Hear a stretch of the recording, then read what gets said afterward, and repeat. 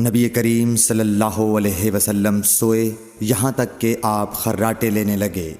پھر آپ نے نماز پڑھی، اور کبھی راوی نے یوں کہا کہ آپ صلی اللہ علیہ وسلم لیٹ گئے پھر خراٹے لینے لگے۔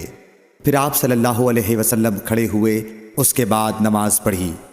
پھر سفیان نے ہم سے دوسری مرتبہ، ابن عباس رضی اللہ تعالیٰ عنہ کہتے تھے کہ ایک مرتبہ میں نے اپنی خالہ ام المومنین حضرت میمونہ کے گھر رات گزاری تو میں نے دیکھا کہ رسول اللہ صلی اللہ علیہ وسلم رات کو اٹھے۔ جب تھوڑی رات باقی رہ گئی تو آپ صلی اللہ علیہ وسلم نے اٹھ کر ایک لٹکے ہوئے مشکیزے سے ہلکا سا وضو کیا۔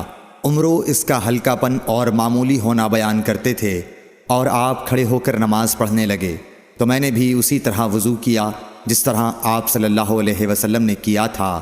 پھر آ کر آپ کے بائیں طرف کھڑا ہو گیا، اور کبھی سفیان نے ان یسارہ کے بجائے ان شمالہ کا لفظ کہا، مطلب دونوں کا ایک ہی ہے۔ پھر آپ صلی اللہ علیہ وسلم نے مجھے پھیر لیا اور اپنی داہنی جانب کر لیا، پھر نماز پڑھی جس قدر اللہ کو منظور تھا۔ پھر آپ لیٹ گئے اور سو گئے حتیٰ کہ خراٹوں کی آواز آنے لگی۔ پھر آپ کی خدمت میں مؤذن حاضر ہوا اور اس نے آپ کو نماز کی اطلاع دی۔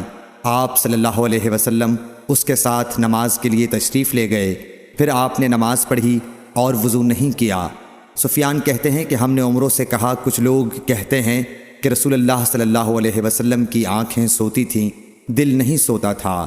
عمرو نے کہا، میں نے عبید بن عمیر سے سنا، وہ کہتے تھے کہ انبیاء علیہ السلام کے خواب بھی وہی ہوتے ہیں۔ پھر قرآن کی یہ آیت پڑھی، میں خواب میں دیکھتا ہوں کہ میں تجھے ذبح کر رہا ہوں۔ صحیح بخاری حدیث نمبر 138۔